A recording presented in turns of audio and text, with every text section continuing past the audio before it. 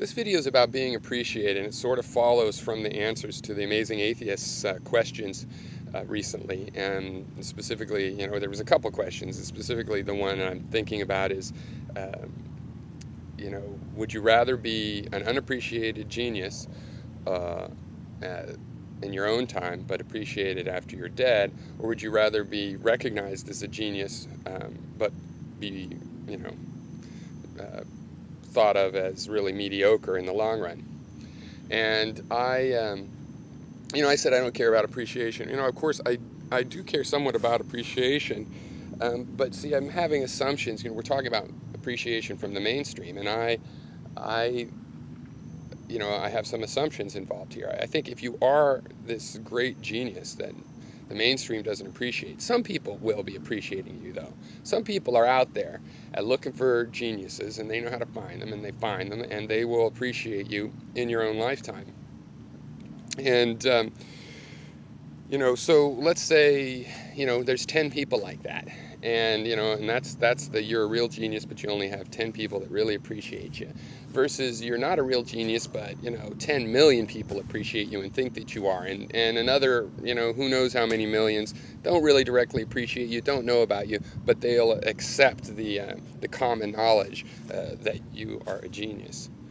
So um, so my issue there is that it's not entirely that I don't care about the appreciation. It's just that I count those 10 people as worth more than the 10 million, because 10 people smart enough to recognize real genius, their opinions matter. I mean, if you're accepting the premise of the question that the person really is a genius, and you've got these 10 people that can really recognize it, then, those people are worth their opinion alone is worth the millions of opinions of the people that think the idiot is a genius. And why wouldn't you care more about that? It's like, I know people often ignore this, but I know they agree with me. It matters who is giving a compliment.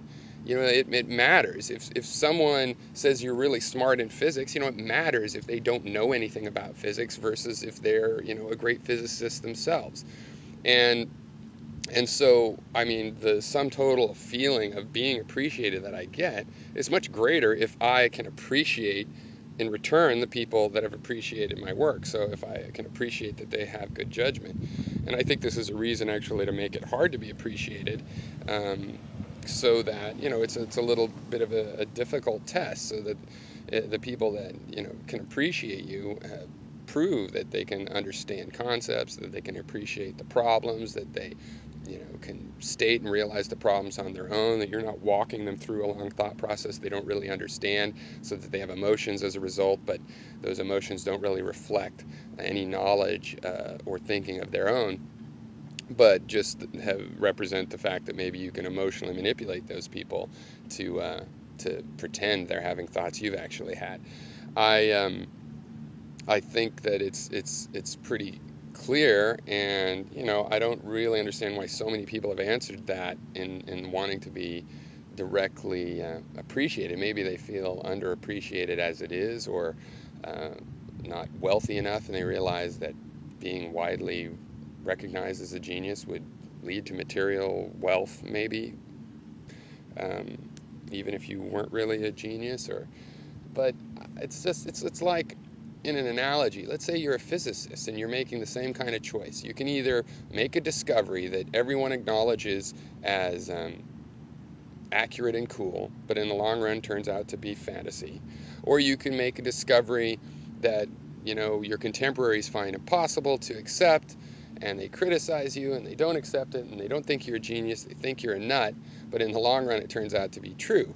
I mean, yeah, somebody could choose the former option, and maybe they're going to be a more wealthy professor with a post at a more prestigious university and stuff.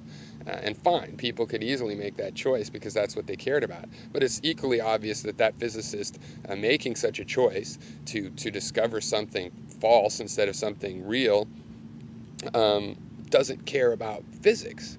So if you care about anything, then you're not going to want to be mediocre just so other people who also don't care about that thing, can think that you're really smart and good at that thing.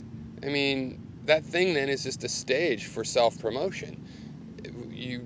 If you really care about that subject matter, then you're going to want to be good at it. And there's a degree where you can't define that. You can't define the world's best poet. But to the degree that you have criteria, you can make the measurements and sort of make a personal decision or something that's somewhat analytically clear as to why, X is better than Y. How are you going to choose? How are you going to choose the worst of those two? You never are. You're always going to choose the one that seems better. And if you're choosing, accolades from people around you over the reality of you're a physicist and you want to figure out real physics, or for that matter, you like trains and you really want to make a good train set, not just, whatever your interest is in, you know, you must have an interest in just being part of this group and getting group appreciation, group, kudos. And if that's the case, then you should just be a social animal. You should just party and be a good host and, get people to like you, become a good, friend maker, be there for the people that need your help. And for that matter, ask them for help and let them be there for you and do all these social bonding things and just stay out of physics, stay out of philosophy. Don't make music. Don't be a poet. If you don't really want to be the best, then you're not interested in that subject at all. So why are you even considering,